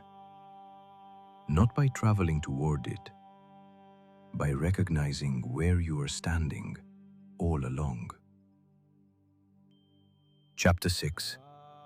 How to Remember. The Gita's working instructions for the Dark Age. The Bhagavad Gita does not end with a vision. It ends with a question, and an answer, and a decision. Have you heard with an attentive mind? Has your confusion been destroyed? Yes, my confusion is gone. My memory has returned. I will act as you say. 3 sentences. At the end of 700 verses, 18 chapters, the most sustained philosophical dialogue in all of ancient literature. 3 sentences. And the third one is the one most people miss. I will act as you say. Not, I will remember what I have learned. Not, I will try to apply the philosophy. Not, I will seek to maintain the clarity of this moment against the inevitable pressure of the world that awaits on the other side of this battlefield conversation. I will act as you say. The forgetting ends not in a state of permanent elevated consciousness removed from the difficulties and complexities of ordinary life. It ends in a return to action, to the world, to the battlefield, to the specific, messy, irreducible, impossible situation that produced the crisis in the first place. But with a difference. One single, everything-changing difference. The awareness of who is acting. Arjuna picks up the bow as the same person who put it down. Same body, same relationships, same impossible situation. Same armies facing each other across the same field. Same grief. The relationships are still real. The stakes are still real. The losses will still be losses. But not the same consciousness. Something has shifted at the level of what Arjuna knows himself to be. He now knows, not as philosophy, but as direct recognition, that the one who acts is not identical to the action. That the one who grieves is not identical to the grief. That the one who loses is not identical to the loss. And from that recognition, from that single shift in identity, everything that follows is different. Not easier, different. With the specific quality of freedom that the Gita calls nishkama karma. Action without the weight of a self that needs the outcome to be what it needs it to be. This is what the Gita leaves as its practical inheritance. Not a philosophy to be studied, a way of acting, a way of being in the world, a way of living a human life inside the specific conditions of Kali Yuga that does not require those conditions to change before the forgetting can begin to end. This is the crucial distinction that no cosmological analysis can substitute for. The philosophical understanding of the Dark Age, the yugas, the gunas, the mechanism of Maya, is ultimately description. Map. The map tells you where you are. It does not move you. What moves you is practice. And the Gita's teaching about practice refuses to make the beginning contingent on conditions the Dark Age cannot provide. It does not say, practice is possible only when you have a qualified teacher. It does not say, practice is possible only when the culture supports it. It says, practice begins where you are, with what you have, in the life you are actually living, with the mind you actually have, starting from exactly here. And the question this chapter asks, the question the entire series has been building toward is, how? Chapter 12 of the Bhagavad Gita contains the yoga of devotion, Bhakti Yoga, and within it, one of the most practically useful passages in the entire text for a human being living inside the dark age. A student asks Krishna, "Who knows you better?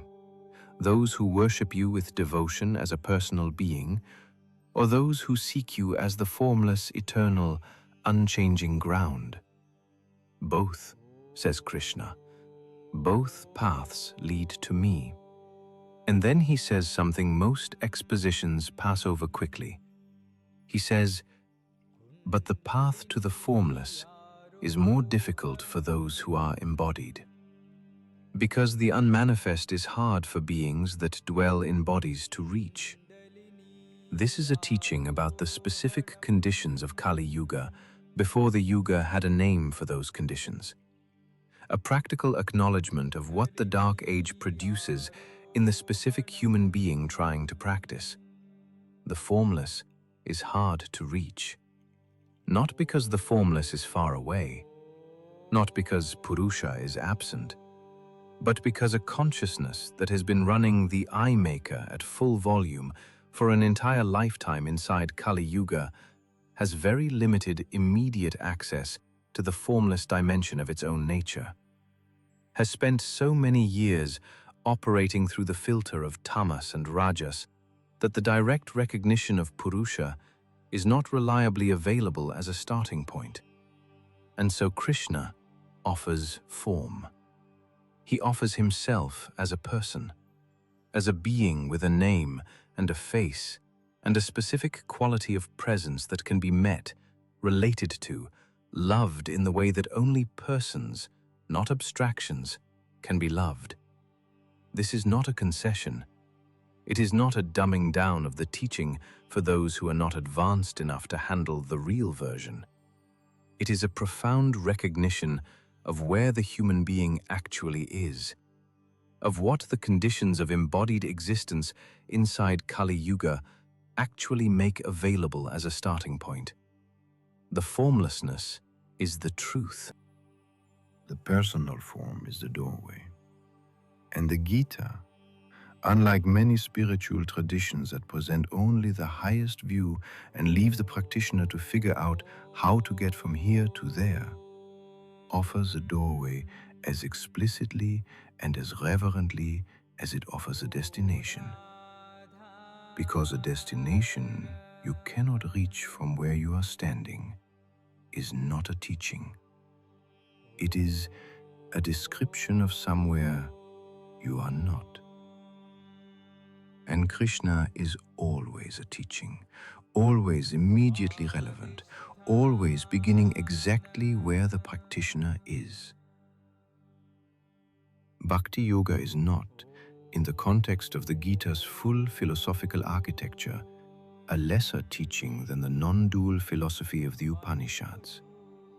It is the same teaching, offered in the form most accessible to a consciousness that cannot yet rest in the formless without the support of the formed. The devotee who pours their love into Rama or Krishna or Devi or Shiva is not doing something philosophically inferior to the jnani who rests in the recognition of Atman as Brahman. They are doing the same thing through a different door. Because what is the divine form? It is Purusha in expression, the unlimited appearing in the limited, in the specific form, name, qualities, and mythology that make the unlimited accessible to a consciousness that cannot yet directly apprehend the unlimited as unlimited. To love Krishna is to love what Krishna is an expression of, and what Krishna is an expression of is what you are an expression of. The same awareness, the same ground, the same source. This quality of love, this bhakti in its full expression, is described in chapter 12 with a specificity that makes clear the Gita is not speaking about the pleasant feeling of spiritual inspiration that attends the beginning stages of devotional practice. It is speaking about something much more demanding. The Bhakta has given everything, not performed the giving, not made a philosophical surrender that leaves the self essentially intact, actually given. So that the self that gives has been emptied of its own weight in the act of giving. So that what remains, after the love has taken everything, is the transparency that allows the divine to move through without obstruction. This is why the Gita says the Bhakta crosses the Maya, not by understanding it philosophically, by making the Maya irrelevant, by redirecting every ounce of the energy that the eye-maker uses to maintain its solidity toward the divine form. The Maya cannot attach to what has already been given away. The forgetting cannot continue in a consciousness that has placed its entire attention on what cannot be forgotten. Chapter 6 describes dhyana, meditation, for those whose path runs through direct inquiry rather than devotion. And here Krishna is equally practical. He does not describe a meditation that requires perfect posture and perfect environment and perfect mind. He describes a practice that begins where you are. Establish a clean and stable seat. Set the mind on a single point. Restrain the thought and the senses. And then, when the mind wanders, and it will wander, bring it back, gently, without harsh judgment, without turning the wandering into another layer of distraction. Simply bring it back. This is the entire practice, the most practical instruction in the Gita, and the most consistently underestimated, because it sounds so simple that the mind dismisses it before registering how radical a claim it is. The mind of a person inside Kali Yuga will wander constantly, not because the person is spiritually deficient, because the mind has been shaped by the conditions of the age into an instrument of perpetual, habitual, automatic distraction. And the practice, the entire practice, is the moment of returning, the moment of noticing the wandering and turning back without drama, without judgment. Each return is the act of Purusha reasserting its nature as the witness. Each return is a small, completely ordinary, entirely unphotographable turning of the fog back toward the clarity that the fog covers. Not the kind of spiritual achievement that can be measured or compared or described to someone else as evidence that the practice is working. The kind that works below the threshold of the mind's capacity to evaluate its own progress. The kind that accumulates without announcing itself. The kind that the practitioner who has been returning for 10 years will only recognize in retrospect, not as a dramatic transformation, but as a barely noticeable shift in the background quality of their experience. A slight thinning of the noise. A slightly longer gap between the ending of one thought and the beginning of the next.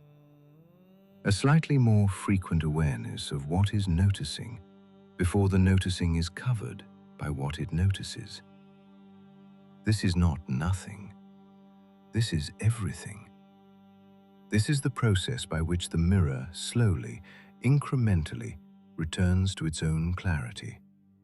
Not through a single dramatic cleaning, through the steady, unremarkable, one moment at a time act of returning. Accumulated across months and years and decades against the full current of the age, each return does something real, something lasting, something that moves the accumulated tamas and rajas of an entire lifetime and of an entire age in the direction of what the awareness has always already been. Beneath all of it, waiting. Chapter 13 adds one final dimension. It says, "The one who sees the Supreme Lord dwelling equally in all beings, the undying within the dying, that one sees truly." This is the practice that makes everything else complete. Not formal meditation, not philosophical inquiry, not devotion alone. The practice of looking at every person, every face in every ordinary moment of every ordinary day, and recognizing in that being what is recognized in oneself when the attention turns toward the awareness, the undying within the dying. Present, always. This is how the gods return.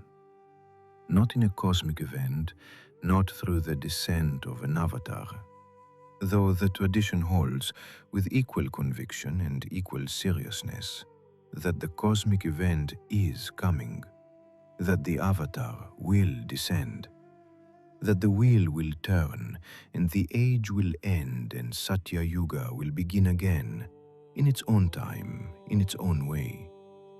All of that is true. And also, not the most immediately relevant truth for the specific human being alive right now in this life. The most immediately relevant truth is this: the perception that sees the undying within the dying does not require the end of Kali Yuga to become available. It does not require the cosmic conditions to change first. It does not require waiting for the transmission change to be restored, or the avatar to arrive, or the age to complete its turn. It requires the specific quality of attention that the Gita has been building toward since Arjuna dropped his bow and something changed in the quality of his listening.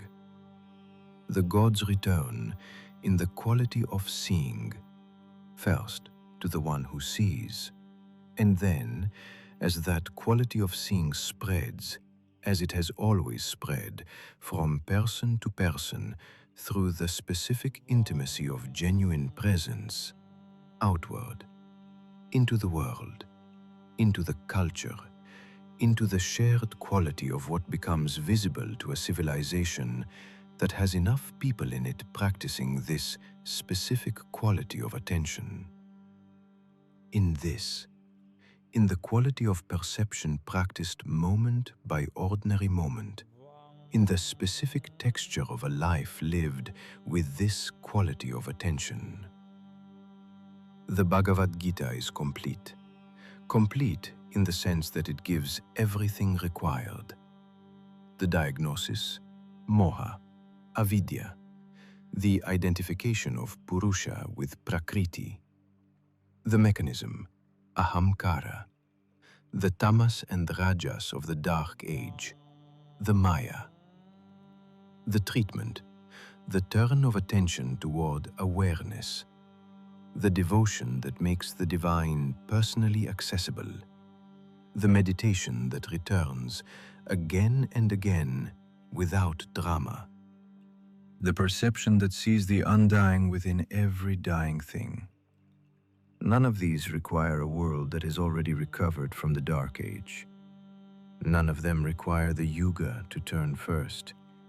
None of them require the transmission chains to be restored, or the temples to be rebuilt, or the sacred knowledge to be preserved in its original purity and its original completeness before the practice becomes possible. They require exactly what every human being alive has available right now: a body, a mind, the capacity to notice what is noticing, the willingness to return when the noticing is covered, the courage to love something more completely than the self-story that the eye-maker has mistaken for the self. The patience to practice against the current of the age, in the full knowledge that the current is strong, and that the practice will be imperfect and interrupted, and sometimes barely distinguishable from not practicing at all, and the willingness to continue anyway. Because what the Gita promises is not that the practice will be easy. It promises that the direction is right, that the effort is not wasted, that the fog, attended to with this quality of persistent returning attention, does not accumulate faster than it is cleared. And one day, not in a dramatic revelation, not in a specific moment that can be dated and pointed to, but in the gradual, barely noticeable, finally unmistakable way that a room brightens as the sun rises, the awareness recognizes itself, and everything the forgetting covered is revealed to have been there, intact, present, patient, for the full duration of the forgetting. And the assurance, stated in chapter after chapter, by a voice that has not stopped speaking since Kurukshetra, that what was lost has never been lost, that the gods are here, in you, as you, waiting for the turn, that the forgetting ends the moment the awareness turns toward itself and recognizes that it was always already awake, that it never slept, That the dream of forgetting was itself being watched by the one that cannot forget, and that the one that cannot forget is you. The question that never went silent. We began with a question asked in the last verse of the Bhagavad Gita. Have you heard with an attentive mind? Not have you understood the philosophy, not have you memorized the teaching, not have you reached the state described. Have you heard? That distinction, so simple it almost disappears in its own simplicity, is everything this series has been building toward. Hearing, in the way the Gita means it, is not the reception of information by an already formed mind that evaluates what it receives against what it already knows and files the useful parts and discards the rest. Hearing is what happens when the ordinary process of evaluation stops, when the mind, instead of holding what arrives at arm's length and deciding what to do with it, simply, for one moment, in one breath, lets it land, lets it all the way in. This is the attentive mind, not focused, not concentrated, not working hard to follow every thread of a complex argument. Open, in the specific way that something breaks open rather than opens, not by effort, but by the specific exhaustion of every defense the eye-maker has maintained against exactly this quality of arrival. We have traced the forgetting across 4 civilizations of understanding. First, the cosmological framework of the Vedic tradition, the 4 yugas, the turning of the great wheel, the specific mechanics of how a world that was once fully saturated with the direct presence of the divine became, age by age, less and less able to sustain that saturation. Second, the human framework of the Mahabharata, what was lost in the specific architecture of a civilization that understood how to live in relationship with the sacred as an organized, daily, structurally embedded fact, not a spiritual practice pursued by the few, the infrastructure of a world. Third, the prophetic framework of Kali Yuga, the precise, uncomfortable, impossible to dismiss accuracy of what the ancient seers predicted about the specific conditions of the age we are living in, and what they predicted beyond it, what is coming, what the darkness is making room for.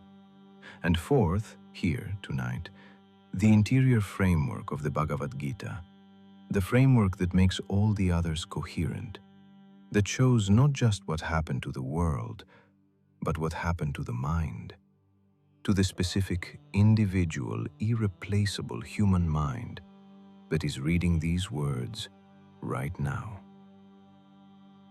The forgetting, the Gita tells us, is a specific confusion, not a cosmic punishment, not an inevitable consequence of embodied existence from which liberation means permanent escape, not even, ultimately, a feature of the Dark Age, though the Dark Age produces and maintains and deepens the confusion in ways that earlier ages did not. A confusion about what you are. The confusion of Purusha for Prakriti, the confusion of the awareness for its contents, the confusion of the knower for the known, and the gods, those specific qualities of conscious intelligence that inhabit and organize and sustain the natural world from within, became invisible precisely as that confusion deepened, not because they withdrew, because the instrument through which they were perceived, the awareness that knows itself as awareness, became progressively covered by the noise and the weight and the self-perpetuating, self-reinforcing loop of a mind that had forgotten it was more than its thinking. But the Gita does not end with a diagnosis. It ends with Arjuna picking up the bow.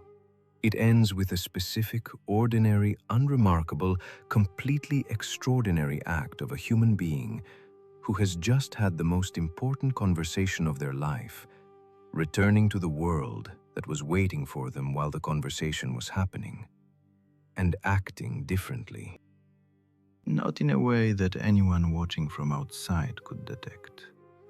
Not in a way that produces any visible sign of the transformation that has occurred in the quality of the consciousness doing the acting, but differently, with this specific lightness, not detachment, not indifference, not the hollow equanimity of a mind that has simply stopped caring, but the specific lightness of a self that knows it is not the story it is living, that can live the story fully, with complete commitment and complete presence and complete willingness to be affected, while also knowing, below the level of the story, what it actually is.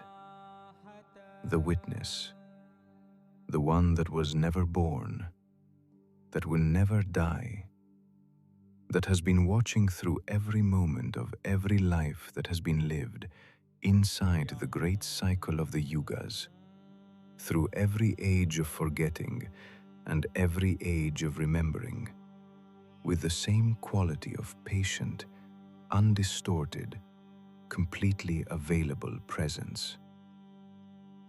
The gods of India did not leave because humanity failed them. They became invisible because the specific quality of perception through which they were visible became covered by noise, by the accumulated weight of a mind that had held the hammer for so long that it had forgotten it was holding anything. They are still there.